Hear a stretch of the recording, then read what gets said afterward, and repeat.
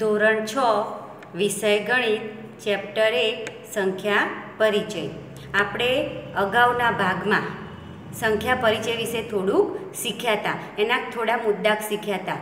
સંખ્યાની સરખામણી કરવી, પછી નવી સંખ્યા બનાવવી, અંકોની અદલા બદલી કરવી, સંખ્યાને ક્રમમાં ગોઠવવું, સંખ્યાનું સ્થાન કિંમતનું પુનરાવર્તન કરવું, એ બધું આપણે અગાઉના 5 મુદ્દામાં શીખી ગયા। હવે આપણે આજે આગળ નવું શીખીશું। તો નવો મુદ્દો છે અંદાજ। કોઈપણ સંખ્યા હોય તો એ કોઈપણ સંખ્યાનો કાચો અંદાજ કાઢવાનો અને પછી તેની અંદાજિત કિંમત મૂકીને તેની ગણતરી કરવામાં આવે છે। પછી આગળ આસન મૂલ્ય। હવે આપણે આસન મૂલ્યમાં 10ના આધારે આસન મૂલ્ય, 100ના આધારે આસન મૂલ્ય અને 1000ના આધારે આસન મૂલ્ય શીખવાનું છે। તો સૌથી પહેલાં 10ના આધારે આસન મૂલ્ય। 10ના આધારે આસન મૂલ્યમાં 0, 1, 2, 3, 4 આ 4 સુધી આવે તો તેમાં 0 ઉમેરવું અને 5, 6, 7, 8, 9 અને 10 એ સંખ્યા આવે તો આગળની એટલે કે એકમના સ્થાનમાં જે સંખ્યા હોય એની અંદર આપણે 1 ઉમેરવું। ટૂંકમાં 10ના આધારે આપણે કોઈપણ સંખ્યાનું આસન મૂલ્ય શોધવું હોય તો એકમના સ્થાનમાં 5 કરતાં નાની સંખ્યા હોય તો જે આગળની સંખ્યા હોય એ એના એ જ રહે અને 5 કરતાં એટલે કે 5થી 10ની અંદર સંખ્યા આવતી હોય તો જે એક આગળની સંખ્યા હોય એટલે કે દશકના સ્થાનમાં જે સંખ્યા હોય તે આગળ ક્રમશઃ વધતી જાય એટલે કે તેની અંદર આપણે 1 ઉમેરીએ એટલે કે એક સંખ્યા આગળ વધે। આપણે થોડાક એના ઉદાહરણો જોઈશું। દાખલા તરીકે 36। હવે 36માં 36 છે, એમાં એકમનો અંક 6 છે અને દશકનો અંક 3 છે। હવે 6 છે એ 5 કરતાં મોટી સંખ્યા છે। જ્યારે 5 કરતાં મોટી સંખ્યા હોય તો આપણે આગળની સંખ્યામાં 1 ઉમેરી દેવાનું એટલે કે 3 પછીની સંખ્યા લઈ લેવાની। 3 પછી શું આવે 4 તો આપણે શું લખવાનું 40। એવી રીતે બીજી સંખ્યા 45। 45 પણ 5 કરતાં એટલે કે 5 આવે અથવા 5થી મોટી સંખ્યા આવે તો આગળની સંખ્યામાં 1 વધી જાય એટલે કે 45 હોય તો 50। એવી રીતે અહીંયા 73। 73 એ 5 એમાં એકમનો અંક 3 છે તો 3 એ નાની સંખ્યા છે તો પછી આપણે આગળની સંખ્યામાં 0 ઉમેરવાનો એટલે કે 7 + 0 કરીએ એટલે 70 આવે। એવી રીતે 64 એ પણ 5 કરતાં એનો એકમનો અંક નાનો છે એટલે આપણે આગળની સંખ્યામાં કંઈ પણ ઉમેરીશું નહીં એટલે કે 60 આવશે। એ જ રીતે આપણે 100ના આધારે આસન મૂલ્ય શીખીશું। 100ના આધારે આપણે 0 થી 49 સુધી સંખ્યા આવે તો આગળની સંખ્યા બદલાશે નહીં એટલે કે 100ના સ્થાનમાં જે અંક હોય તે બદલાશે નહીં અને જ્યારે 50થી 100ની અંદર સંખ્યા આવે તો આગળનો 100નો અંક બદલાઈ જશે। દાખલા તરીકે 276 તો 276માં એકમ અને દશકના અંકો જુઓ 76 એટલે કે 50 કરતાં મોટી સંખ્યા કહેવાય તો 2ના બદલે આપણે 2ના પછીની સંખ્યા લઈશું એટલે કે 2 છે તો આપણે અહીંયા લખીશું 300। રીતે બીજું 356 પણ 50 કરતાં મોટી સંખ્યા છે તો 400 આવશે। એવી રીતે 432 એ આપણે 50 કરતાં નાની સંખ્યા કહેવાય એટલે 50 કરતાં નાની સંખ્યા હોય એટલે એકમના અંકમાં આપણે 0 ઉમેરીશું એટલે કે 400 એટલે કે 4 એના જ રહેશે એટલે 400 આવશે। એવી રીતે 176 એટલે કે 50 કરતાં મોટી સંખ્યા છે એટલે 1માં 1 પ્લસ થશે એટલે કે 200 આવશે। આપણે આ રીતે 100ના આધારે આસન મૂલ્ય સરળતાથી કાઢી શકીએ છીએ। હવે 1000ના આધારે આસન મૂલ્ય। 1000ના આધારે આપણે આસન મૂલ્ય શોધવું હોય તો 0 થી 499 અને એ સંખ્યા આપી હોય એટલે કે એકમ, દશક અને 100 આ 3 અંક જોવાના અને એમાં 500થી નાની સંખ્યા હોય તો 1000ના અંકમાં જે સ્થાન હોય એની સંખ્યા બદલાશે નહીં અને 500થી 1000ની વચ્ચે સંખ્યા હોય તો આગળનો એકમનો અંક એટલે કે 1000નો અંક બદલાઈ જશે એટલે કે ઉદાહરણ તરીકે 2496। અહીંયા એકમ, દશક અને 100 100ના આધારમાં જો 3 અંક છે 496 જે 500 કરતાં નાના છે એટલે આપણે 2 એમના એમ રહેશે એટલે કે 2000 આવશે. એ રીતે 5489 489 પણ 500 કરતાં નાના છે એટલે 5000 આવશે. એવી રીતે 3613 500 કરતાં મોટા કહેવાય એટલે કે 3ની અંદર એક ઉમેરાઈ જશે એટલે કે 4000 આવશે. એ રીતે 4555 તો 555 એ 500 કરતાં મોટા કહેવાય એટલે કે 5000. આ રીતે આપણે 10ના આધારે 100ના આધારે અને 1000ના આધારે આસન મૂલ્ય શીખી શકીએ છીએ અને આના આધારે આપણે દાખલા પણ કરી શકીએ છીએ. સરવાળા, બાદબાકી અને ગુણાકારના દાખલા સરળતાથી આપણે ગણી શકીએ છીએ. તો એવા થોડાક દાખલા ગણીશું. અંદાજ ગણી સાદું રૂપ આપો. હવે આપણે કોઈ પણ દાખલો ગણવો હોય તો આપણે એનો અંદાજિત કિંમત મૂકવાની એટલે કે આપણે જો 10ના આધારે શોધવું હોય 100ના આધારે શોધવું હોય આપણે જે રીતે એની કિંમત મૂકીને દાખલો ગણવો હોય તો આપણે નજીકનો અંદાજ કાઢવાનો અને એ પ્રમાણે ગણતરી કરી શકાય. એનો કોઈ ચોક્કસ જવાબ હોતો નથી. હવે દાખલા નંબર 1 318 + 287 + 103. હવે આ રકમને આપણે ઊભી મૂકી દેવાની. હવે મેં આ દાખલાની અંદર 100ના આધારે અંદાજિત કિંમત મૂકી છે. 318માં એકમ અને દશક એટલે કે આપણે 2 અંક લીધા છે તો આપણે 50ની સિરીઝ જોવાની. તો 50 કરતાં નાના છે એટલે 3ના 300 રહેશે. એવી રીતે 287 તો 87 50 કરતાં મોટા છે એટલે 2ની જગ્યાએ 3 આવશે એટલે કે 300 આવશે. હવે 103 તો 3 0 અને 3 બંને આપણે લીધા છે અહીંયા તો એમના એમ જ રહેશે એટલે કે 1 એમના એમ રહેશે એટલે +100. હવે આ ત્રણેયનો સરવાળો કરીશું એટલે આપણો જવાબ આવશે 700.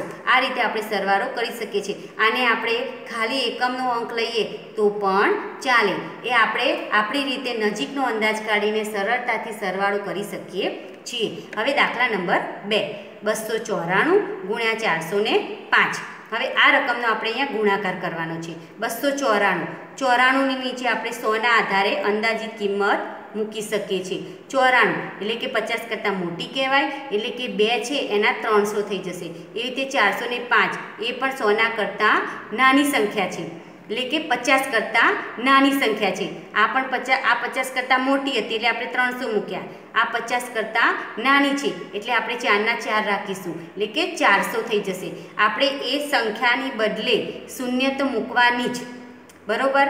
તો અહીંયા 2 મૂક્યા અને એની 9 અને 4ની શૂન્ય મૂકીશું.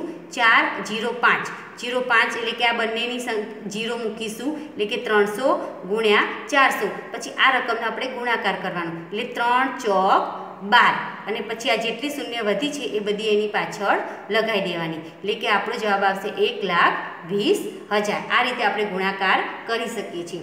હવે દાખલા નંબર 3 બાદબાકી 912 - 489. 912માં આપણે 12ના નીચે એકમ 10 એકમ અને દશકના આધારે આપણે ગણતરી કરીશું. તો એકમ અને દશક તો 12 છે 50 કરતાં નાના છે એટલે 900 આવશે. એવી રીતે 489 એટલે કે 500 કરતાં 50 કરતાં મોટા છે તો 50 કરતાં મોટા હોય તો 4ની જગ્યાએ 5 આવી જશે એટલે કે 900 - 4ની જગ્યાએ 5 એટલે કે 500 એટલે 9માંથી 5 જાય તો 4 એટલે કે આપણો જવાબ આવ્યો 400. કૌંસનો ઉપયોગ. કૌંસના ઉપયોગના આધારે આપણે વિસ્તરણ કરીને સરળતાથી ગણતરી કરી શકીએ છીએ. દાખલા તરીકે સીમાએ બજારમાંથી 10 રૂપિયાની એક એવી 6 નોટ ખરીદી. તેની બહેન મીરાએ પણ એવી જ 7 નોટબુક્સ ખરીદી. તો તેમણે કુલ કેટલા રૂપિયા ચૂકવ્યા હશે? સીમા અને મીરા બંનેએ નોટબુક્સ ખરીદી છે તો બંને ગણતરી જુદી જુદી રીતે કરી છે. સીમાની ગણતરી અહીંયા દર્શાવી છે અને મીરાની ગણતરી મેં અહીંયા દર્શાવી છે.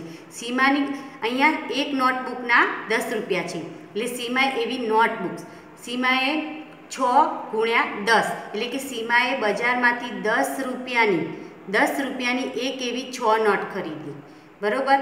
તેની બહેન મીરાએ પણ એવી 7 નોટબુક્સ એ પણ એને 10 રૂપિયા લેખે ખરીદી. હવે બંને પોતપોતાની ગણતરી જુદી જુદી રીતે કરી છે તો બંનેની ગણતરી સીમાએ તે બંને બહેનોની ભેગી ગણતરી કરી છે એટલે કે 10 રૂપિયાની એક એવી 6 નોટ અને મીરાની 7 રૂપિયાની એક એવી 10 રૂપિયાની એક એવી 7 નોટ્સ એટલે કે 6 ગુણ્યા 10 એટલે કે 60 અને 7 ગુણ્યા 10 એટલે કે 70. હવે આ બંનેનો સરવાળો કરીશું એટલે 6 અને 7 13 એટલે કે 130 રૂપિયા. આ જ વસ્તુએ મીરાએ ગણતરી કરી છે.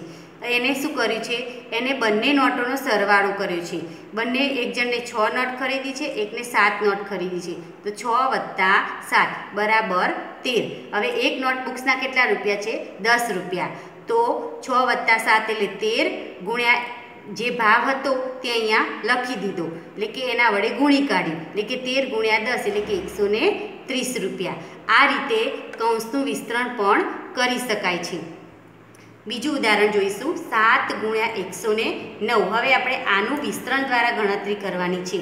તો 109 એટલે કે આપણે એના ભાગ પાડીશું. 100 + 9 એટલે કે 7 ગુણ્યા કૌંસમાં 100 + 9. હવે આ કૌંસને 7ને એની જોડે ગુણવાના છે. તો 7 પછી ગુણ્યા 100, વચ્ચે વત્તાનું નિશાન છે. પછી પાછા ફરીથી 7 લેવાના અને ગુણ્યા 9. તો 7 ગુણ્યા 100 એટલે 700 વત્તા 7 × 9 = 63 બરાબર 763. આ રીતે આપણે કૌંસનું વિસ્તરણ કરી શકીએ છીએ અને જુદી જુદી રીતે ગણતરી કરી શકીએ છીએ. હવે આપણે આગળ નવું શીખીશું, રોમન અંક. આપણા જે અંકો છે એને રોમન અંકમાં દર્શાવવા માટે જુદી જુદી રીતો છે અને એને જુદા જુદા સંકેતો વડે દર્શાવવામાં આવે છે. એના સંકેતો છે 1 ને I વડે, 5 ને V વડે, 10 ને X, 50 ના L, 100 ને C વડે, 500 ને D અને 1000 ને M. આ સંકેતો વડે એને જગ્યાએ મૂકવામાં આવે છે. તો એના માટે થોડીક ધ્યાનમાં રાખવા જેવી બાબતો છે. તો પહેલી બાબત છે, સંકેતો V, L, D એ કદી બાદબાકી માટે વપરાતા નથી. V, L, D. V એટલે કે 5, L એટલે 50, D એટલે 500. આ જે અંકો છે એટલે કે આ જે સંકેતો છે એ બાદબાકી માટે વપરાતા નથી. સંકેતને 3થી વધુ વખત પુનરાવર્તિત કરવામાં આવતો નથી. 3થી વધુ વખત એને પુનરાવર્તિત કરવામાં આવતો નથી. V, L, D ને કદાપી પુનરાવર્તિત કરાતા નથી, એટલે કે એની બાદબાકી માટે એનો વપરાશ થતો નથી. સંકેત I ફક્ત V અને X સાથે સરવાળા તથા બાદબાકી માટે જ વપરાય છે. સંકેત X એ ફક્ત L, M અને C માટે બાદબાકી માટે જ વપરાય છે. હવે શૂન્ય માટે કોઈ સંકેત નથી. કેટલીક વાર સંકેત M ને બદલે સંકેત K પણ વપરાય છે. M એટલે કે આપણે 1000 માટે M નો સંકેત વાપરીએ છીએ, તો 1000 માટે આપણે K પણ વાપરી શકીએ છીએ. આ બધા સંકેતો છે એ આપણે યાદ રાખવાના છે. હવે આ નિયમો પરથી નીચેની સંખ્યાઓ મળે છે.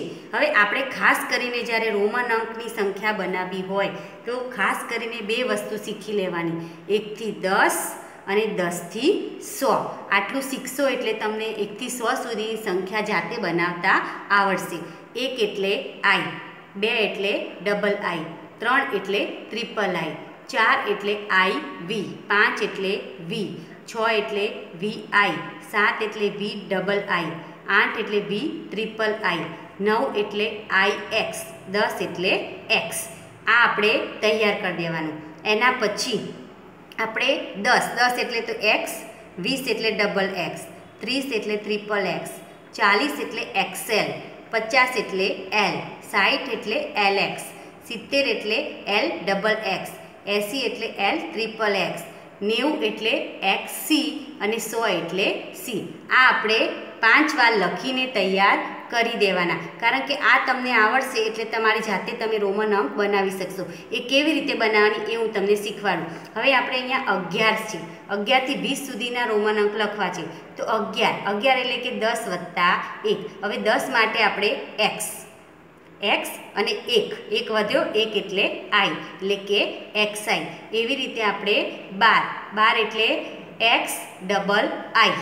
હવે આપણે એટલું યાદ રાખવાનું કે આ બધામાં 19 સુધી 10 વત્તા 2, 10 વત્તા 3, 10 વત્તા 4, 10 વત્તા 5, 10 વત્તા 6, 10 વત્તા 7, 10 વત્તા 8, 10 વત્તા 9 એવી રીતે આપણે 19 સુધી તો 10 આવશે જ, એટલે બધામાં XX આવશે. પછી આપણે 1 થી 9 સુધીના રોમન અંક મૂકી દેવાના. એ રીતે આપણે મૂકીશું એટલે આપણે 19 સુધી લખી શકીશું. હવે 20 એટલે આપણે XX, એ રીતે આપણે 11 થી 20 સુધીના રોમન અંક લખી શકીશું. હવે અહીંયા આગળ 21 એટલે કે 20 વત્તા 1, 20 વત્તા 1 એટલે 21 થઈ જાય. એટલે 20 માટે શું આવશે?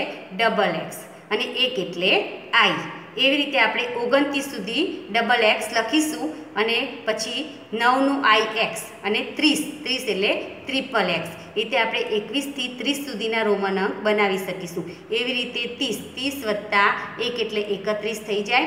30 એટલે XXX, એટલે કે XXX, અને 1 એટલે I. એ રીતે આપણે 39 સુધી લખીશું, અને 40 એટલે કે XL.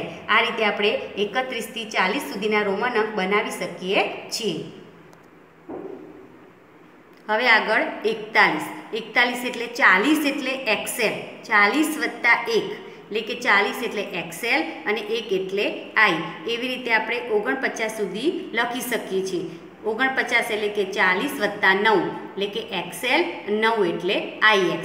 એવી રીતે 50નો આપણે આગળ તૈયાર કરી દીધો, એટલે કે 50 એટલે L એટલે 50 એટલે L. હવે 51 એટલે 50 વત્તા 1, 50 વત્તા 1 એટલે 50 એટલે L થાય, અને 1 એટલે I થાય. એવી રીતે આપણે 59 સુધી લખી દેવાના, અને પછી 60 એટલે LX. હવે 60 એટલે LX. હવે 61 એટલે કે 60 વત્તા 1, તો આપણે 60નો પહેલાં લખી દેવાનો, એટલે કે LX, અને 1 એટલે I. એવી રીતે આપણે 69 સુધી લખી દેવાનો. પછી આવશે 70 એટલે XX, LXX. એવી રીતે 71 થી 80 સુધી, 71માં 70 વત્તા 1 એટલે કે 70 એટલે LXX, 1 એટલે I. એ રીતે આપણે 79 સુધી લખી શકીશું, અને 80 એટલે કે LXXX. એ રીતે 81 થી 90 સુધી, અને 91 થી 100 સુધી આપણે સરળતાથી રોમન અંક બનાવી શકીએ છીએ. હવે આપણે થોડું આગળ શીખીશું. તમારે હોમવર્કની અંદર 1 થી 100 સુધીના રોમન અંક જાતે બનાવતા શીખવાનું છે. તમને કોઈને રોમન અંક બનાવતા ના આવડે તો તમે કોમેન્ટમાં જરૂરથી લખશો. હવે આગળ વ્યવહારમાં ઉપયોગી સૂત્રો, એટલે કે થોડી મોટી સંખ્યા દર્શાવવા માટે કયા સૂત્રો વપરાય, કયા સૂત્રો ના વપરાય, એ બધું અહીંયા આપણે શીખીશું. હવે લંબાઈ, સૌથી પહેલાં લંબાઈ માપવા માટે નાનો એકમ કયો અને મોટો એકમ કયો? નાનો એકમ તો મિલીમીટર અને સેન્ટીમીટર, અને મોટા એકમમાં મીટર અને કિલોમીટર. હવે 10 મિલીમીટર એટલે કે 1 સેન્ટીમીટર, 100 સેન્ટીમીટર બરાબર 1 મીટર, 1000 મિલીમીટર બરાબર 1 મીટર, અને 1 કિલોમીટર બરાબર 1000 મીટર. આ બધા સૂત્રો છે જે આપણે દાખલા ગણવામાં ઉપયોગ કરવામાં આવશે. હવે પ્રવાહી, આપણે પ્રવાહી હોય એને કેવી રીતે મપાય? તો મિલીમીટર અને લીટરમાં. 1 લીટર બરાબર 1000 મિલીલીટર આવે. પછી વજનની અંદર મિલીગ્રામ, ગ્રામ અને કિલોગ્રામ. 1 કિલોગ્રામ બરાબર 1000 ગ્રામ, 1 ગ્રામ બરાબર 1000 મિલીગ્રામ, 1 કિલોગ્રામ બરાબર 10 લાખ મિલીગ્રામ થાય. તો આ રીતે આપણે અત્યાર સુધીનું જે આ ચેપ્ટર 1ની અંદર જે મેન પોઈન્ટ હતા તે બધા મેં તમને શીખવાડી દીધા. અને હવે આપણે આગળ સ્વાધ્યાય જોઈશું અગાઉના ભાગમાં.